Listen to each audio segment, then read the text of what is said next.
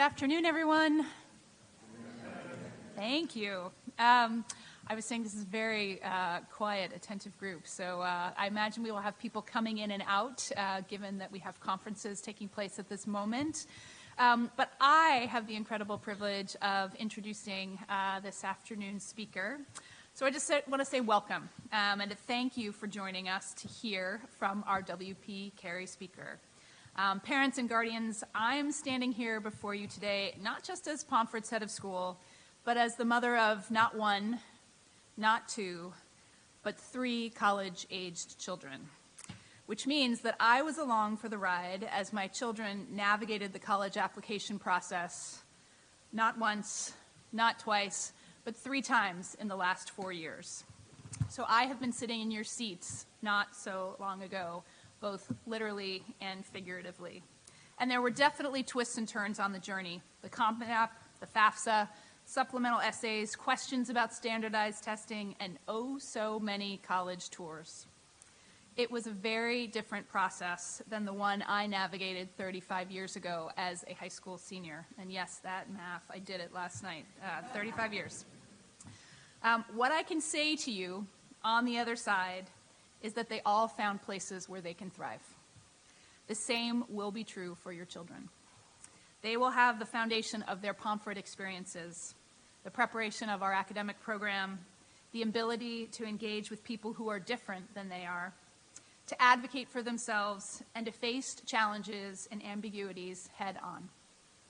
They will have the experience of a college counseling team who will work with them and you to navigate the college search and application process to find their next educational home as they depart the hilltop. Which brings us to why we are here today. The WP Carey Speaker Program is our annual lecture series that brings students and parents face-to-face with leading college admission officers from around the United States regarding the latest perspectives on the college search and application process.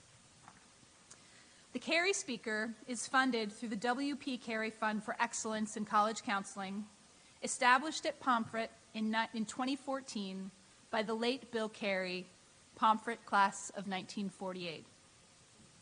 Mr. Carey served as the president of the Pomfret Alumni Association, member of the Board of Trustees, and finally, as an honorary life trustee. In addition to his service and endowment of the WP Carey Speaker Series, Bill created several other endowed funds at the school, including the WP Carey 48 Chair in Mathematics, the William Polk Carey 48 Scholarship, the William Polk Carey 48 Fund for Excellence in Admissions, and the Class of 1948 Fund. Through his philanthropy and leadership, Bill Carey paved the way for generations of Pomfret students to develop their talents and then hone them at some of the best colleges and universities in the world. For this and for so many reasons, we are forever grateful. I am pleased to introduce Mr. Mike Drish as our 2025 Carey Speaker. He is the Executive Director of Undergraduate Admissions at Vanderbilt University in Nashville, Tennessee. Mr. Drish has over 23 years of experience in higher education, including admission offices at top public and well-known private universities nationwide. He has seen the college admissions process from many angles. Throughout his career, Mr. Drish has worked with passion, creativity, innovation, and tireless dedication to expand access to higher education for high-achieving students of all backgrounds. In every role, he has reshaped how each university engages with and serves its students, helping to make each institution an even greater engine of socioeconomic mobility. A native of Western Illinois, Mr. Drish was the first in his family to go through the college search process and attended his state's public flagship, the University of Illinois at Urbana-Champaign, which is also my alma mater for my master's university, ILL. He earned a BA in history. His interest in undergraduate admissions came about because he was a campus tour guide at Illinois. For the first decade of his admissions career, Mr. Drish worked at Purdue University, then moved to Vanderbilt University. While at Vanderbilt, he earned his master's in education in organizational leadership through Vanderbilt's Peabody College of Education. The second decade of his career included progressively more responsible leadership positions in admissions offices as varied as Northeastern University, the University of Illinois at Urbana-Champaign, UCLA, and UMass Amherst. A little over 2 years ago, he returned to Vanderbilt to serve in the executive director of undergraduate admissions role. Mike lives in Nashville, is married, and is the proud parent of 3 children, ages 12, 10, and 8. Please join me in welcoming Mr. Mike Drish.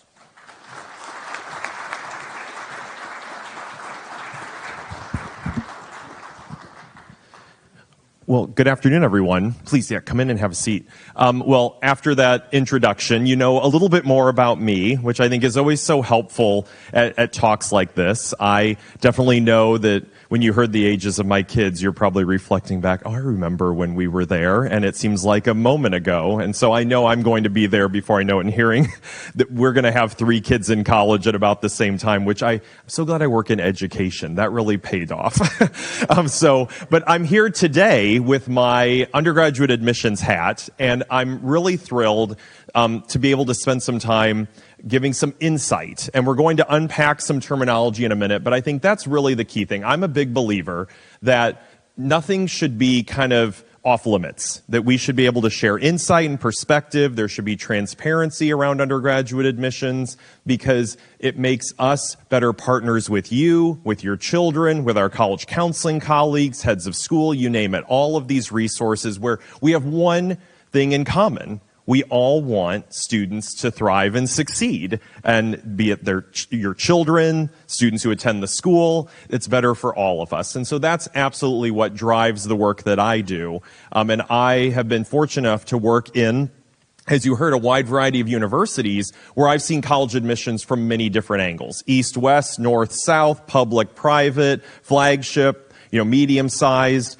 And believe it or not, there are more commonalities than differences between those types of institutions, which is why it's been fairly easy on kind of that trajectory to work in these different environments, and I think it's been a great benefit. So I just wanted to share a little bit about that, but what I'm going to do today is we're going to cover a few topics that are hopefully of interest to all of you. So the first is, there's a lot of terminology that comes with college admissions. How many of you is this your first child going through the college admissions process? So we have a few. Those second? Okay. Third? Good. Okay, I might call on some of you. Beyond 3? Anyone? Okay, good. Well, you get I should have gold stars that I give out. You're the one. Come on down. So what we're going to do, though, is, I think, one, college admissions is ever changing, ever evolving. It's one field where even those of us who work in it, it's trying to keep things straight, knowing what some places are doing, what others are doing. It's ever changing, ever evolving. So those of you, even if you've been through this, and those for the first time, I don't know if this is comforting or not, but it's always going to be a little different. And so it's always valuable to have this conversation. We're going to unpack some of the terms because higher ed and admissions can sometimes be notorious for using terminology that no one else understands. We think everyone does, but they don't. And then we're going to talk about this notion of institutional priorities, because at the end of the day, if you want to know why a university makes the decisions they make, this terminology, institutional priorities, will tell you a lot about why admissions is doing what they're doing, why the university is doing what they're doing. And remember, admissions offices, we serve at the pleasure of the university. And so we do not have autonomy. We do not make a lot of decisions ourselves. It's very collaborative. It's very much a university decision. As much as sometimes we'd love to be able to make decisions ourselves, we don't always have that luxury.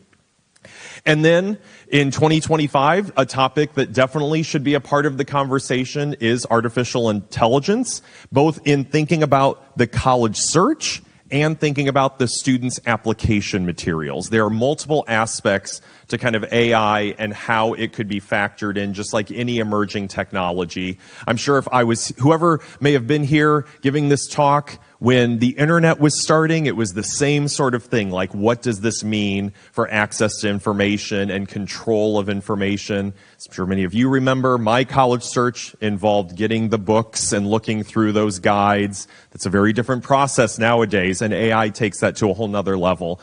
And then we're definitely going to leave time for questions because first and foremost, I hope what I share is helpful and informative for you, but I know I've yet to meet a group of parents that doesn't have questions and doesn't have specific things they want to hear about, so we're definitely going to have some time for Q&A. But as you heard, I'm the proud parent of a 12-year-old, a 10-year-old, and an 8-year-old, and one of the things that I do more than anything else is explain the meaning of words to our kids. They ask every day. We'll be driving along. They'll be like, why is this called that? Why is this called that? We'll see something, and my wife and I'll be like, I've never thought about why we call that a road. Where's the origin of that? Or like, why is Target called Target? And it's like, that's a good question. Why'd they decide on that logo? Like, we talk about words all the time, and it's amazing how much we realize we have no knowledge of some of the words we use or things we reference all the time. And I thought about that when it comes to this session and some terms in just general admissions. So the first one is, we framed this as kind of beyond, beyond the veil. And so the first question, this is an audience participation session, just full disclosure. I should have said that at the beginning. I will look for the audience to participate, or I will call on you or point at you, and so be ready to participate. Your children did an amazing job with this morning. They all participated really well, and so I expect the same from all of you. So the first is, we framed this session as kind of like behind the veil. What's a veil? What does that mean? Yeah. Semi-opaque, hard to see. Good. What else? What do you think of when we say the word veil? What was that? Secret, right? What else? Hidden. Yeah, like what's behind that? Can I see what's behind that? Should I? Anything else? Did you hear something? Covered? Yeah, right? So, when you define the word, just so that everyone can see this, a thing that serves to cover, conceal, or disguise.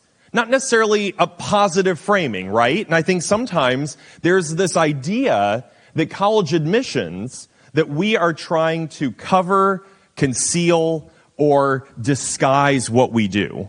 And nothing could be further from the truth. In many cases, I think that there may be some places that are not as transparent and open as maybe we'd like. But on the whole, most admissions offices and most admissions leaders are. And I think as the whole process has gotten more complex, more detailed, it's more important than ever for no one to think that we're trying to disguise or conceal things. But I think this is sometimes the impression that's out there, that we're somehow guarding state secrets and no one should know kind of what happens on the side. And so that's what we're going to break down today, is the idea that there is no veil, that we're not trying to create that illusion, and hopefully you walk away today feeling that way.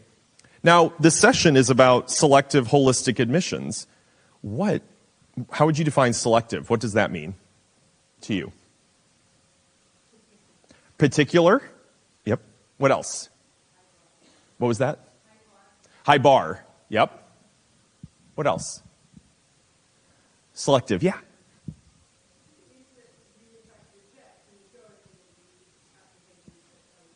So if it's selective, you're rejecting a fair number, you're rejecting something because you're making a selection. What else? Competitive. Yep. Anything else that comes to mind when we say selective?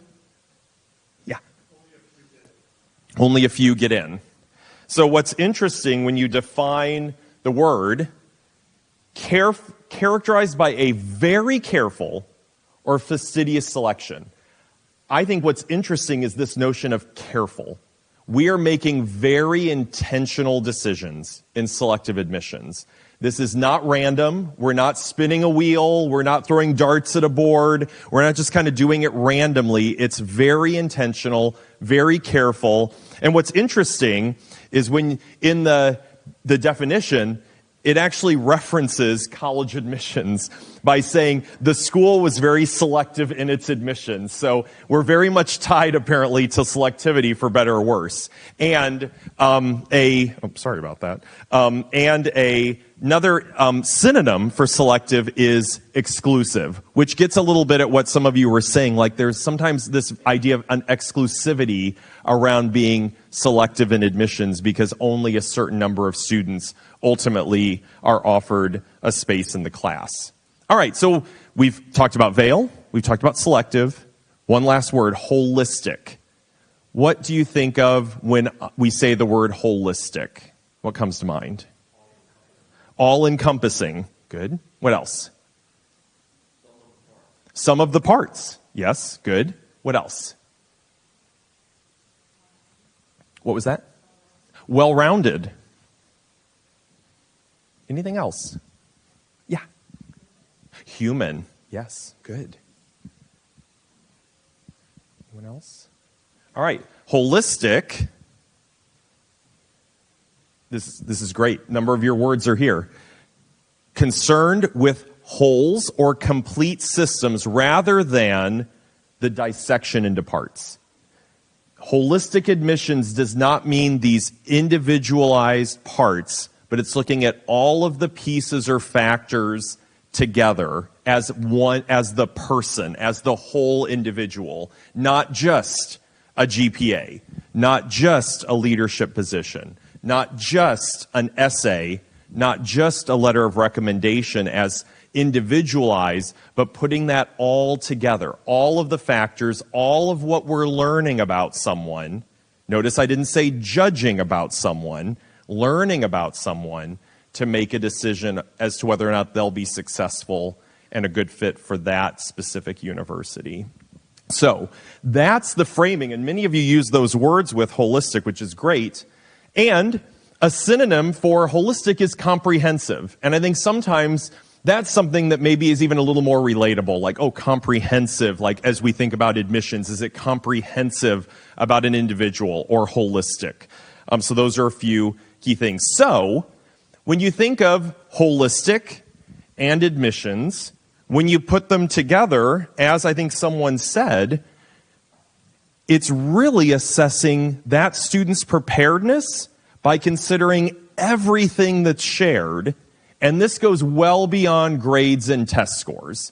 And so that's one of the biggest differences is due to success of students at our institutions, due to volume of applications, due to the number of seats, many universities, like Vanderbilt, employ holistic admissions and have to be selective because there are only a certain number of seats. And we're at a point now, kind of take even demographics aside, there are more students in the United States, let alone around the world, who are prepared for university than at any point in history. And so that's one thing in a success, if you will, in the United States, is there are more students who are attending schools that are preparing them to enroll at incredible universities than at any time in U.S. history. And that is good, but it also makes for a challenge for those of us that have 1,600 first-year spots and get almost 50,000 applications for that, whereas years ago we got fewer apps, but there were also fewer students who are in a position to be prepared to succeed at a place like Vanderbilt. So that's something that's important, but that's why we employ holistic selective admission and what it means. So thank you for those of you who participated. So what we're going to do now is, now that you kind of know the terminology and we've kind of set that baseline, well, how do we go about holistic selective admissions? Like, what's the way that we do that? And before we get into the, come on in, you can sit, yeah, go ahead and sit down. You can, before we get into how we make decisions, how we evaluate applications and ultimately select someone, all of that at a university is guided by institutional priorities. And a little bit of what we just talked about is we are receiving, many of us, not all, but many universities are receiving more applications than space in the class. We have very strong applicant pools, which makes for very tough decisions for us. We have to go beyond the grades or test scores simply to make a decision, because if we tried to do that, there's too many students who are academically prepared. And so there's no way to kind of delineate thousands upon thousands of students who all look pretty similar with grades, courses, and if we were back when we required testing, that was an issue that we had. So, who do we focus on? How do we focus on admits? What's driving the offers of admission? And I'll give you an example. At Vanderbilt, to get 1,600 students, we admit about 2,800 students out of the 50,000 applications.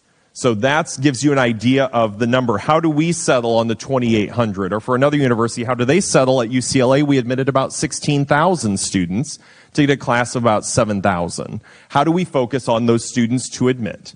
Well, institutional priorities drive each campus's decision. So when, I've said it now a few times, and you've all kind of acknowledged it, what comes to mind when I say institutional priorities for a university?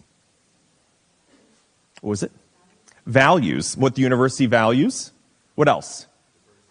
Diversity. Academic preparation. Is that what I heard? Yeah. Academic programs. What are the majors that are offered? Yes. What else? A new volleyball team. We happen to have that. Yeah.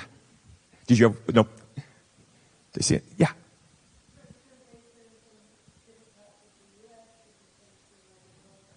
Yep. Representation from different parts of the U.S., different parts of the world. Yep. What else? Pardon? Student athletes. Yep. Yeah, what type of athletic program do you have, and how many seats are available for all those different sports teams? Yep. Other priorities. Yeah. Sorry, say that again. Yeah, propensity to complete the college application. Will students, or education, yeah, will students be successful? Yep. Anything else? Yeah. Right, there's a budget. Yeah, there's a budget for financial aid. There's a budget for things like that. Yeah, how does that factor in? Absolutely. Anything else? These are good. You guys, like I said, some of these, like, whoever, maybe 3, 4 in, you've got some of these answers. Yeah.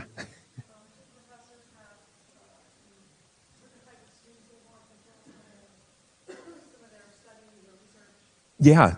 Are there certain students that faculty may find more appealing or more helpful in their research, their studies, things like that? Faculty play a role. Yeah. Yeah, legacy, children of alumni or other things like that. Yeah. Profile of the university, like research or... Yeah, the profile of the university. Where is it now? Where does the board maybe want it to be? You know, where has it been? Where is it now? A lot of movement. That could be a part of it. Yeah.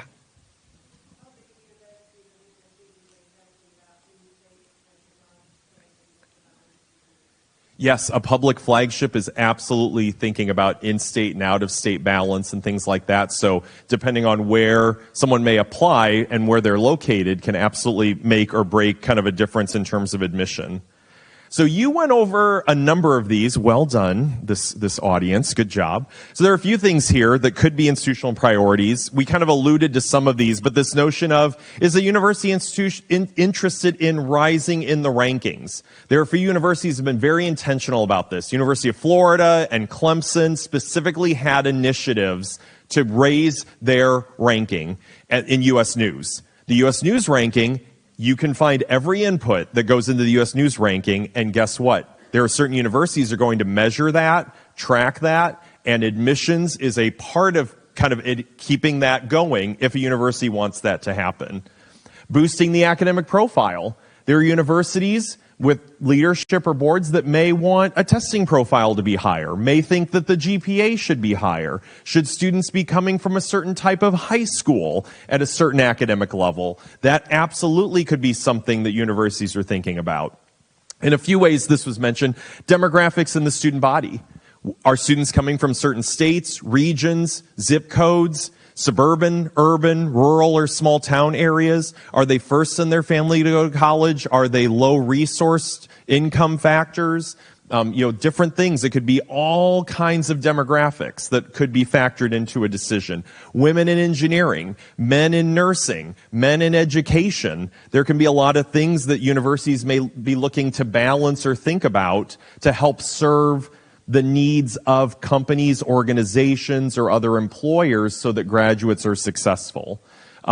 There was, for a number of years, a lot of companies would not recruit at universities unless they were graduating a certain demographic of students that helped meet that company's goals and initiatives. And so sometimes the career center, the business school may come to the board or the president and say, we're not getting anyone placed at PepsiCo or, Amazon because we're not graduating a certain type of student. And if we want to place students there, we need to do X, Y, and Z. And so there's a lot of things that comes to admissions, and we have to think about that. Is the university in the middle of a fundraising campaign? Are they looking to grow that portfolio? What are they trying to do? Does that have an impact on priorities? Maybe they want to boost alumni engagement. Maybe that's tied to the fundraising campaign. Maybe there are other initiatives afoot. I'm sure all of you who went to college have never received anything from your alma mater about giving back. Is the university tuition dependent? Is that the single largest source of incoming revenue?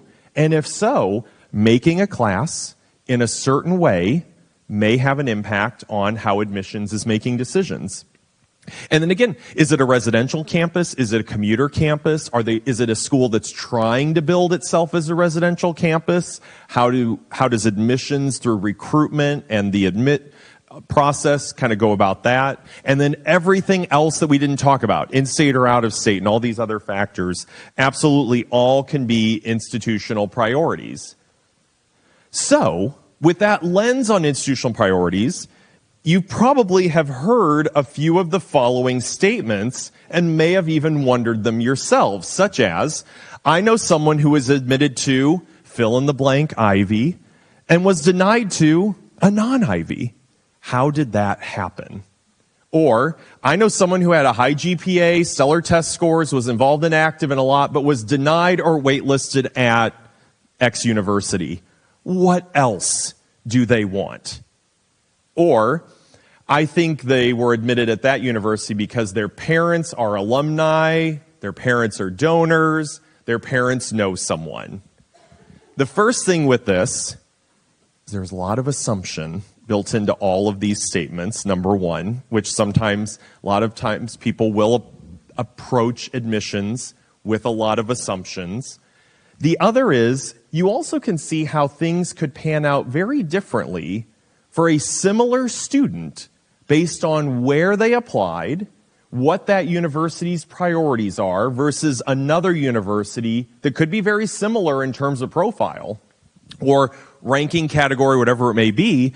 But that's where you can get very different decisions. Because if a student applies to Vanderbilt and Yale and UMass, that student could have all kinds of different decisions from those three institutions, depending on things like the major they chose, when they applied, what round was it? We're going to talk about those in a minute. Where do they live? What are the other priorities that each of those universities may have? We talked about in-state versus out-of-state, things like that. You could see how you may have a hierarchy of how decisions should go there. I think sometimes people may automatically go, well, it's probably hardest to get into Yale, maybe a little better to get into Vanderbilt, a little easier to get into UMass. But it actually could be flipped any number of ways depending on the pieces that we talked about. And so if you find yourself or those around you asking questions like this, the one thing I would point to is, do you know enough about those institutions and what they're trying to do to make sense of this? Or are you just kind of lamenting? And does that truly help? Or is it kind of not getting to the root of the question or the answer? So a few things where the institutional priorities provide a lens. We kind of talked about this, but in the case where the same applicant got admitted to one university but another, do you know if they applied to the same major?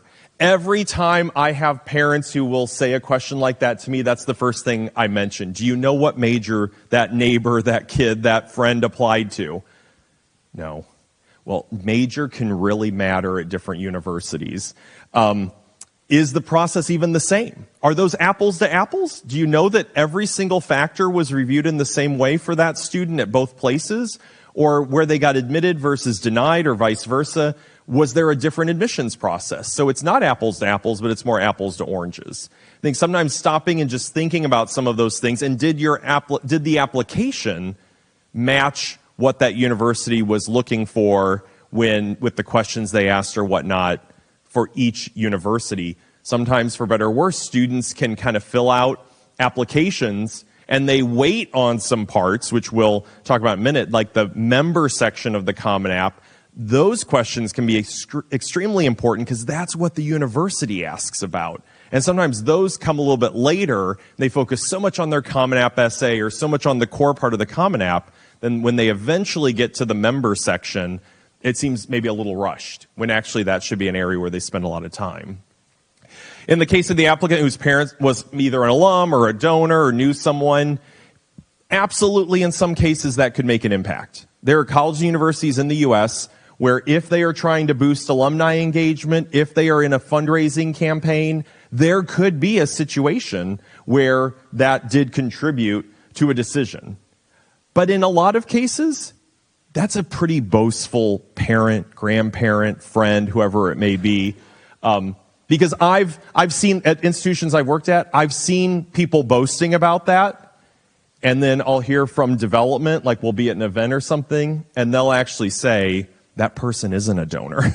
That person hasn't done this. Like there was no involvement, but they're talking about it in a way that kind of feeds the frenzy.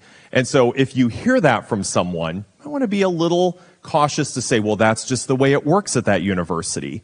Well, have you heard that from development? Have you heard that from admissions? Or was it from the person who claimed that that was the case? So again, that's important. And usually, even in those instances of a fundraising campaign or alumni engagement, the impact is still pretty minimal. We're not talking about 90% of students gaining admission because of that, and it doesn't exist at every university. And then in the case of the apparently stellar student who was denied or waitlisted, did they meet the institutional priorities for that university in that role, in that year? Because that's the other thing. Institutional priorities change year to year to year. And so if you knew someone who got admitted 2 years ago to a university, you can't guarantee that just doing what they did will ensure someone's admitted this year, not only because of number of applications and selectivity, but the institutional priorities may have shifted in some way or another, and that could impact the offers of admission. Okay. So I'm seeing some heads nod. That's good. I feel like we're all on the same page. People are in agreement on this. This is helpful. At the end of the day, though, it's nice to know all of this and talk theoretical, but how do you actually know about institutional priorities? How can you get at that? Because one of the things that very rarely does a college just kind of put that out there. There's no institutional priorities website. It's not a universal term. So how can you get at this a little bit? So one source is obviously your college counselor. They visit colleges that colleges visit Pomfret, and they usually ask us questions like, what's new, what's happening, what are you planning to do this, kind of just a general idea. So your college counselor can have a good lens broadly on where certain college universities are in terms of their priorities or what they've been seeing over time. So that can be a good resource.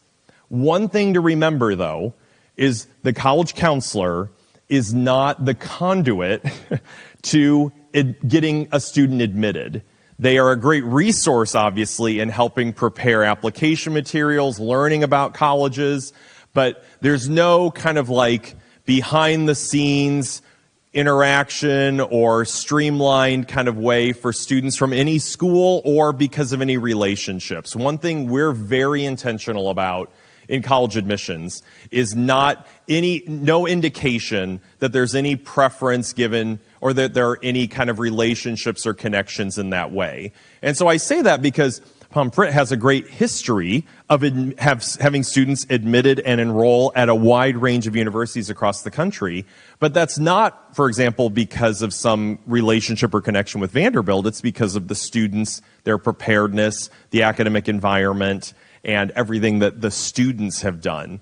And so I think that's an important distinction where the counselor can be a great resource to learn about priorities. But like we said, not because they are kind of behind the veil as well, but because they just have a good broad range of knowledge because of the different ways that they engage with universities.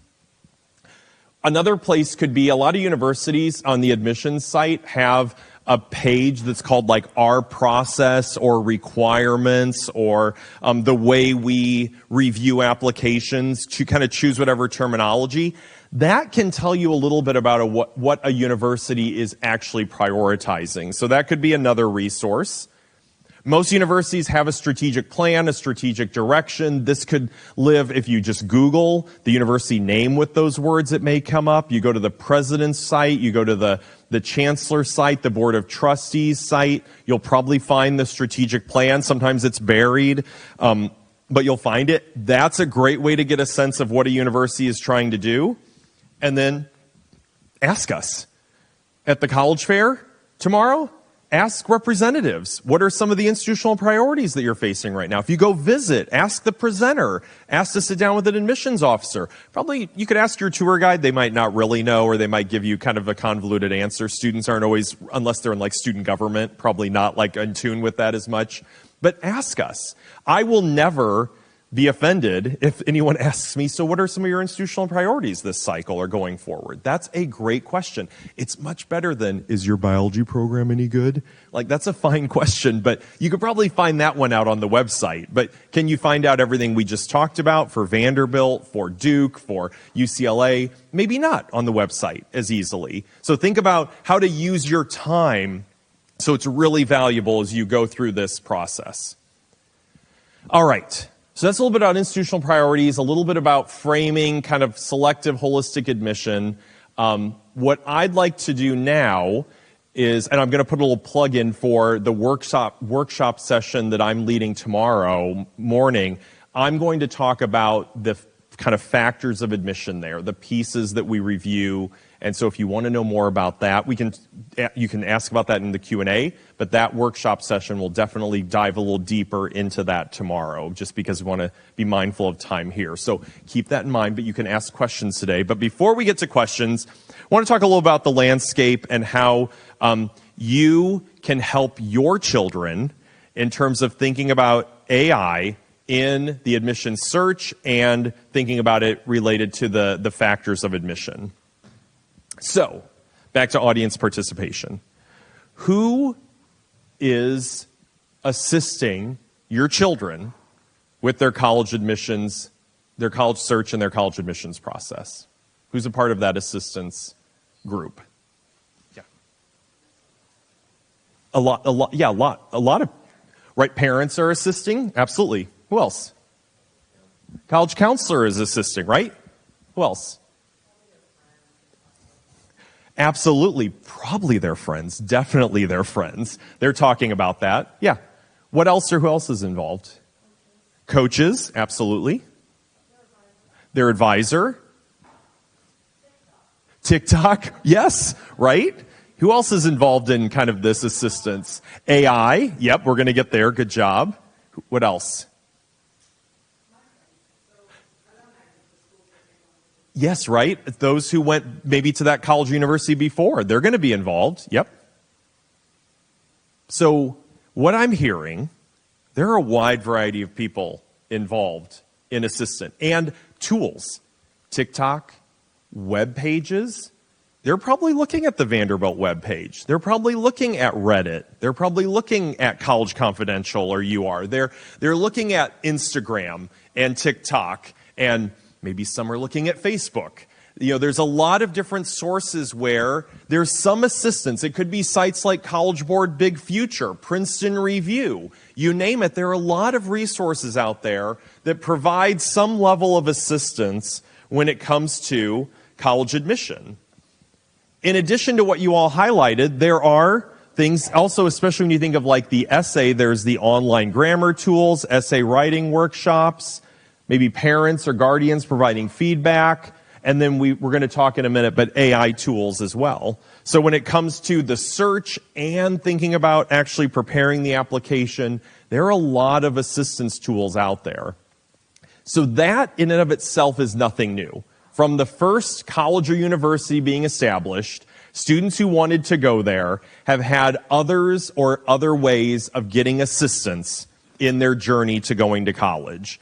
And I would argue that AI is another assistance tool, and framing it that way, I've found over the past couple of years, seems to really help students understand what our expectations are. And my plea to all of you is if you can help us together to frame it that way, it will absolutely keep students kind of on the right track. Because while AI can help with assistance, I think where there's the risk is in the past, I think, now granted, there have always been some bad actors. There's always a little bit of questionable ethics in everything that's done. So did we admit a student in the past who had an essay written by a third party? Probably. Did we have one that lost all sense of the student's voice and it sounded like a 45-year-old lawyer? Probably.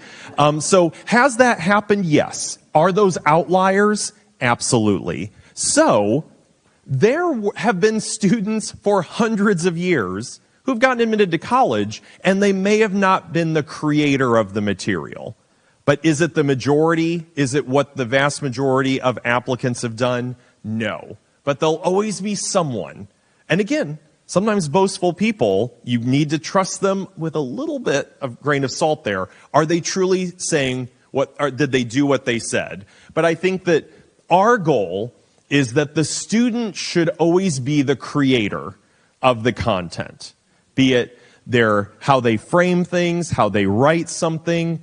We want to hear what a 17-year-old has to say, because that's who we're admitting to our university.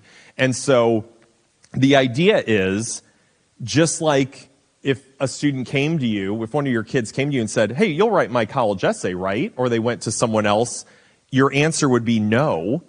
But I know you may want to edit, you may want to review, you may want to help. That's another way to kind of view AI. Again, that assistance, but not the creator. And I think that's something that we've really been trying to frame. So the crux of it is we don't want AI to replace the independent thinking. And I think, a place like Vanderbilt, our faculty are doing a really good job, I think, of balancing how to keep students educated and informed about an emerging technology, not putting it off in the shadows, because we all know the minute you put something in the shadows, then students become kind of bad practice. They practice it poorly because they can't do it in the light. And so we're trying to do that at Vanderbilt, so that we have that independent thinking and students see it as an assistant tool, not as something that kind of cures all ills. I mentioned their voice, their story. Could you go in to ChatGPT or Copilot right now and give it a prompt and say, in 250 words, talk about losing a grandparent and how much they meant to me and were influential on my life? Yes. Would you have accomplished the goal of writing 250 words? Yes. Would it be as generic as all get out? Yes. Even if you went back and continued and even tried to make it more specific. The grandparent was a war veteran and you love history. You can keep asking it that and it will generate something. But here's the risk. You get the 250 words. You get something that sounds like it answers the question. Is it personal enough and insightful enough stacked up against the other 49,000 applicants? Or did those other students answer the question in a way that wasn't generic enough or sounded vague so that they have a little leg up with that part of the application? That's what I found that resonates really well with students, when you kind of show them the risk of using something like AI in this way. Now, You could draft, just like Grammarly and whatnot. We weren't having sessions about Grammarly 3 years ago. But it's like one of those things where, can you use tools? Absolutely. Can you draft something and think about ways to frame it in a slightly different way? Sure, a sentence here, a word choice there, as long as the entire thing is not kind of run through that.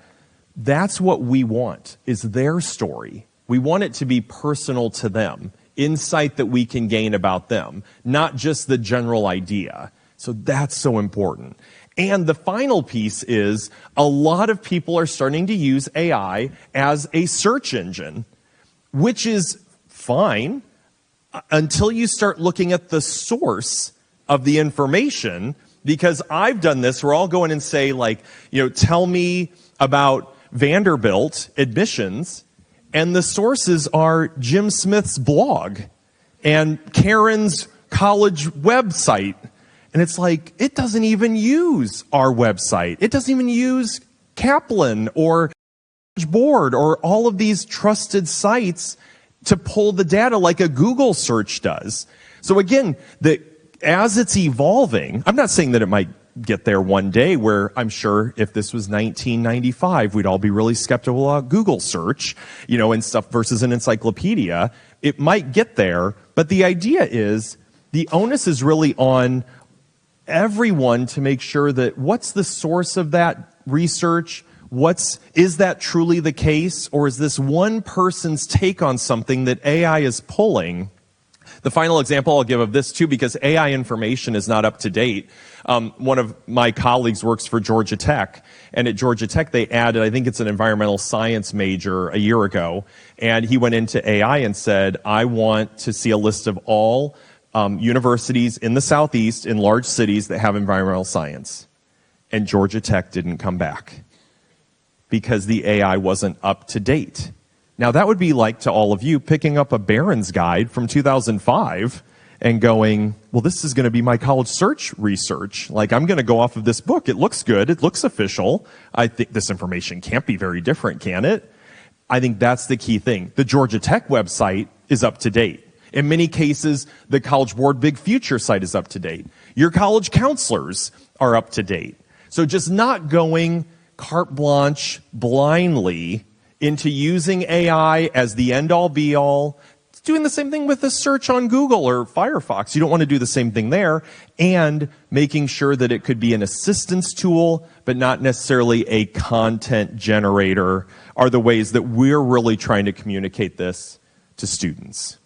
So, perfect. All right. So, that's what I have to say. But I know that you have a lot of questions and things that you would like to hear. So what did we not talk about? Or what would you like to have me elaborate a little bit more about related to college admissions, AI, emerging things like that? Yeah.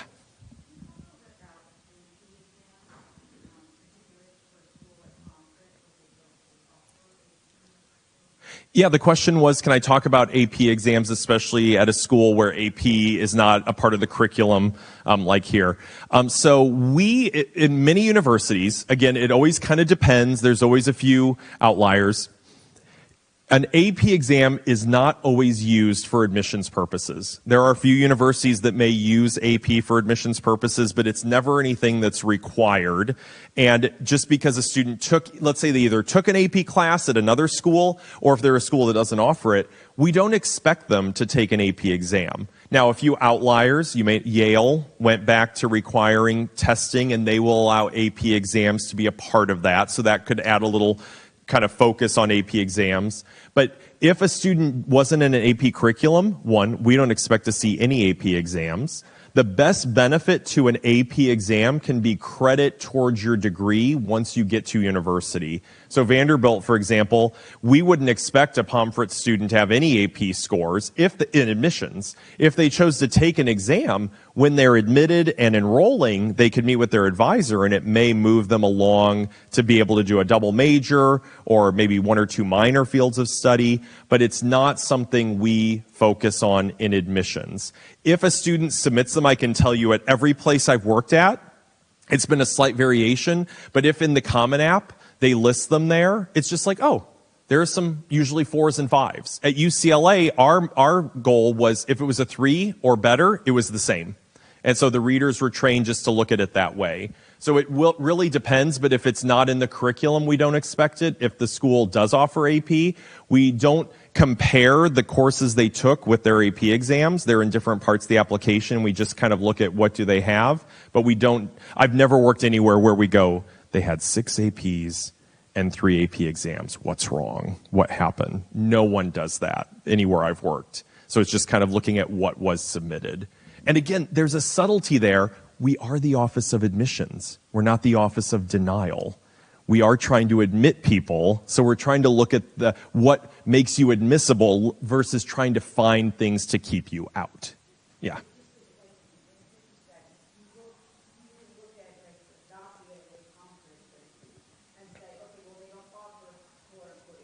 Yeah. Yeah.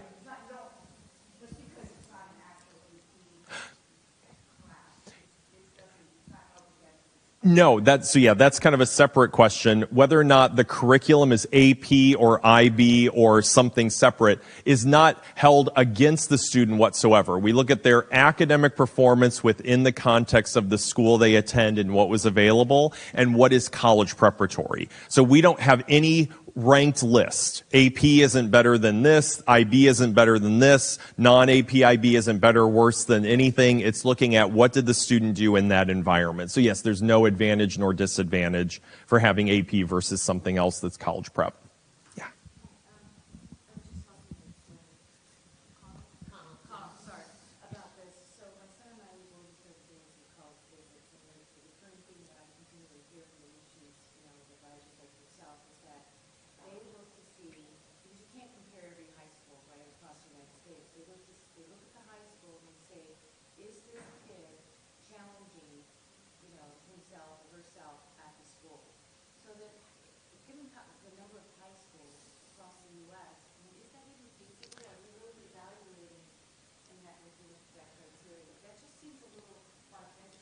Yeah, the question was, so when they're going on these college visits, they hear that, we look at students within the context of the high school, and is it actually plausible to understand each applicant within the context of the school? So a few ways that we do that. One is through just the sheer amount of people that read applications. So at Vanderbilt, we have hundreds of people that are reading applications. 100 of them are seasonal staff who have been doing this sometimes for 20 years. At UCLA, we had 300 seasonal readers who are reading applications. So the university invests in that so that we have readers who truly if we say we do that, we will do it. And the way we do it is most schools have a profile, and the profile is a part of the application. So Pomfret would have a profile that outlines things like what you're talking about. These are our courses that we offer. Sometimes it's limitations, like this is what students can take each year. These are the courses that are, this is the progression that students may take. Here's what's available, not available, whatever it may be. And so we look at that, again, so a reader wouldn't read an application from Pomfret and go, the student has no APs. What a cakewalk schedule. They're going to look and go, okay, there are no APs on the transcript. What's this school offer for their courses? Oh, this is how they frame that. This is how that works. There are other boarding schools, for example, that have the most craziest GPA scales in the world. And so we look at it within the context of that school, not just, well, we can't do this. Because, again, it goes back to we want to make sure that we understand that student's environment, what they've done. It's worth our while. Because if we don't do that, we could miss out on great students. We could admit students who aren't ready for the university, and then that's not a good thing. An institutional priority could be that we want to improve graduation or retention. So there's a lot of our own goal in addition to just students thriving and succeeding. But we attach the profile. If the profile doesn't exist, we usually have a plethora of historical information from applicants from that school as well that may be used in a place of that too. Yeah. How many applications are reasonable for these students to apply? How many applications are reasonable? That's Because I think, as a grandparent, we apply 3 or 4 or 5 of them, and obviously, and we have 2 other grandchildren,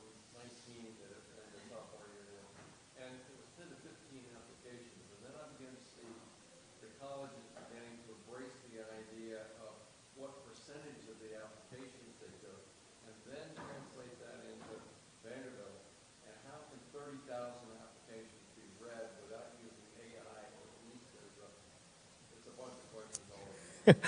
Yeah, the first one would be, I'd say definitely, I would go with the advice that college counseling gives in terms of the number of schools to apply to. I think that part of this is things, as like we talked about earlier, as it's become a more competitive process and what was more of a kind of not a sure thing, but kind of a known thing, has become less of an unknown, or there's more uncertainty. I think that's why students are applying to more places, because they're hopeful that it may work out here, but they want to have other options in a way that wasn't as necessary before. But I would definitely say most college counseling offices have good kind of direction and advice on that, so I would defer to them on that.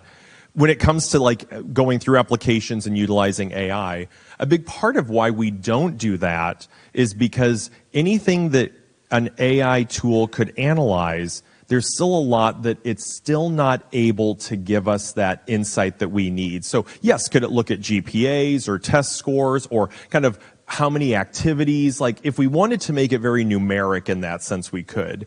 But there's a lot of nuance in terms of understanding how a student may talk about something, how they may not talk about something, but what a letter of recommendation may reference. And it's not as easy as like a keyword search. And so I think sometimes people would like it to be that easy, but it really isn't.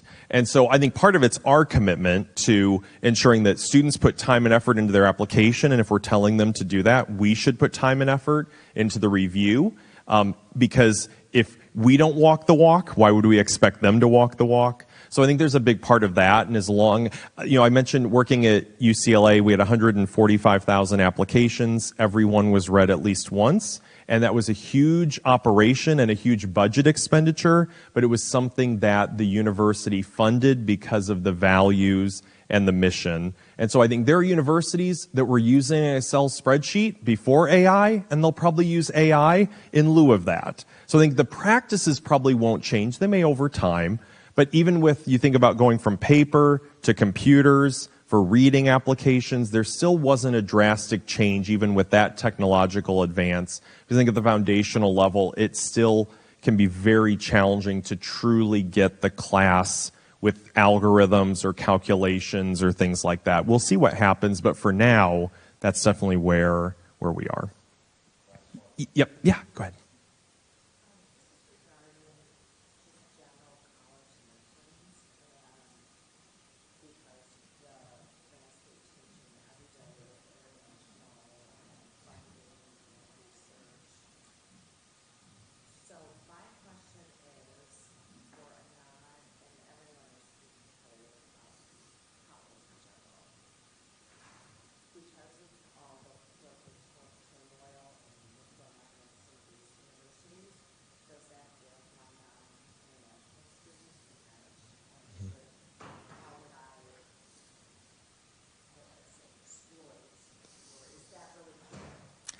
So I would say, the question was kind of with a lot of things that are happening around like the enrollment of international students, the challenges of the possible challenges of enrolling international students, how is that impacting domestic enrollment at universities in the U.S. and maybe even thinking about overseas universities.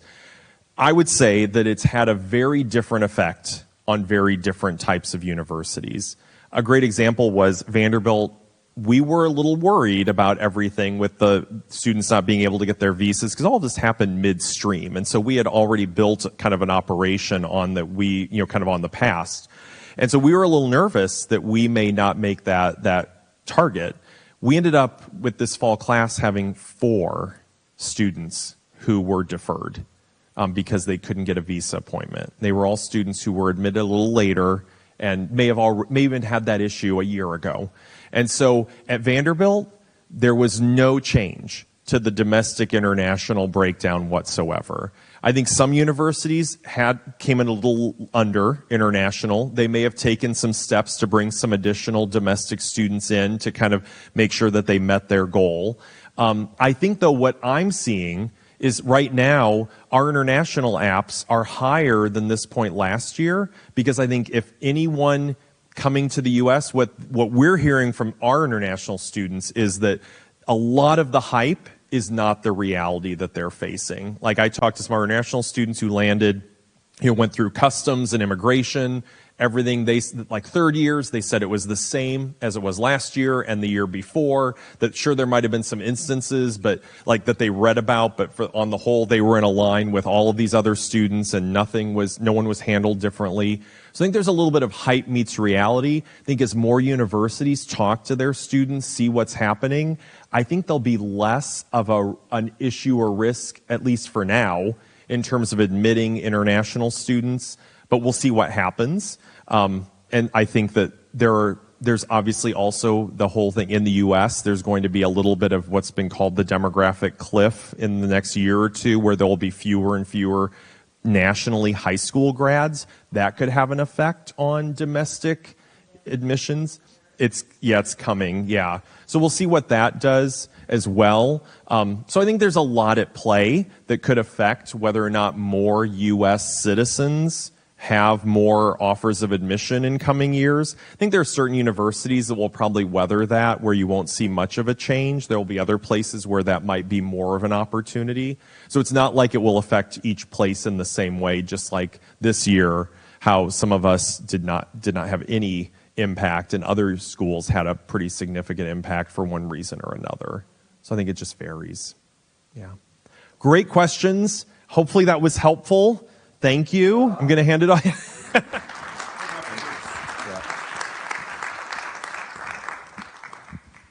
Thank you all very much for being here. I am Bruce Melanin. I'm the Director of College Counseling. I just want to remind you all that tomorrow morning at 9 a.m.